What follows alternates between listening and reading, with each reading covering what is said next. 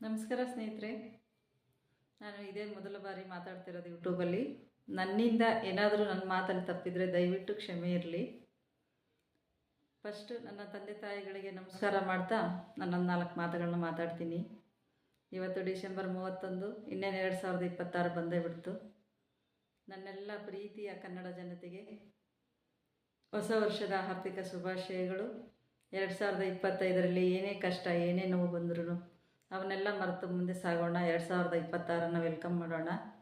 2026ರಲ್ಲಿ ಏನೇ ಕಷ್ಟ ಏನೇ ನೋವು ಬರದೇ ಇರಲಿ ಅಂತ ಅಂದ್ಕೊಳ್ಳೋದು ಬೇಡ. ಏನೇ ಕಷ್ಟ ಏನೇ ನೋವು ಬಂದ್ರೂ ಅವನ್ನೆಲ್ಲ ಎದುರಿಸೋ ಶಕ್ತಿ ಕೊಡಪ್ಪ ಭಗವಂತ ಅಂತೇಳಿ ಆ ಭಗವಂತನಲ್ಲಿ ಬೇಡ್ಕೊಳ್ಳೋಣ. ನಿಮ್ಮೆಲ್ಲರಿಗೂ ಒಳ್ಳೆಯದಾಗಲಿ.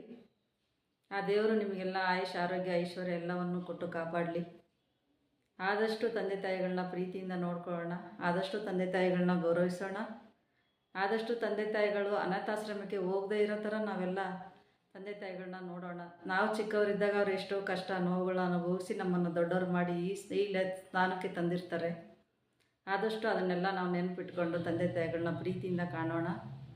ತಂದೆ ತಾಯಿನ ಗೌರವಿಸಿದರೆ ನಮಗೂ ಮುಂದೆ ಒಳ್ಳೆಯದಾಗುತ್ತೆ. ನಮ್ಮ ಮಕ್ಕಳು ನಮ್ಮನ್ನು ಚೆನ್ನಾಗಿ ನೋಡ್ಕೊಳ್ತಾರೆ ಮುಂದೆ. ಅದಕ್ಕೆ ಆದಷ್ಟು ತಂದೆ ತಾಯಿಗಳು ಅನಾಥಾಶ್ರಮಕ್ಕೆ ಹೋಗದೇ ಇರೋ ಥರ ನಾವೆಲ್ಲರೂ ನೋಡೋಣ. ವಸುದೈವ ಕುಟುಂಬಕಂ ಎಂಬ ಮಾತನ್ನು ನಿಜ ಮಾಡೋಣ. ನಾವೆಲ್ಲ ಕನ್ನಡಿಗರು ಒಂದೇ.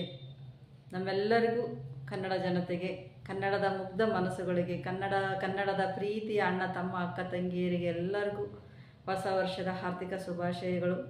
ನಿಮ್ಮೆಲ್ಲರಿಗೂ ಒಳ್ಳೆಯದಾಗಲಿ. ಆ ದೇವರು ನಿಮಗೆಲ್ಲರನ್ನೂ ಚೆನ್ನಾಗಿಟ್ಟಿರಲಿ. ಏನೇ ಕಷ್ಟ ಬಂದರೂ ಎದುರಿಸೋ ಶಕ್ತಿ ಕೊಡಲಿ ಆ ಭಗವಂತ ನಿಮಗೆಲ್ಲರಿಗೂ. Love you all.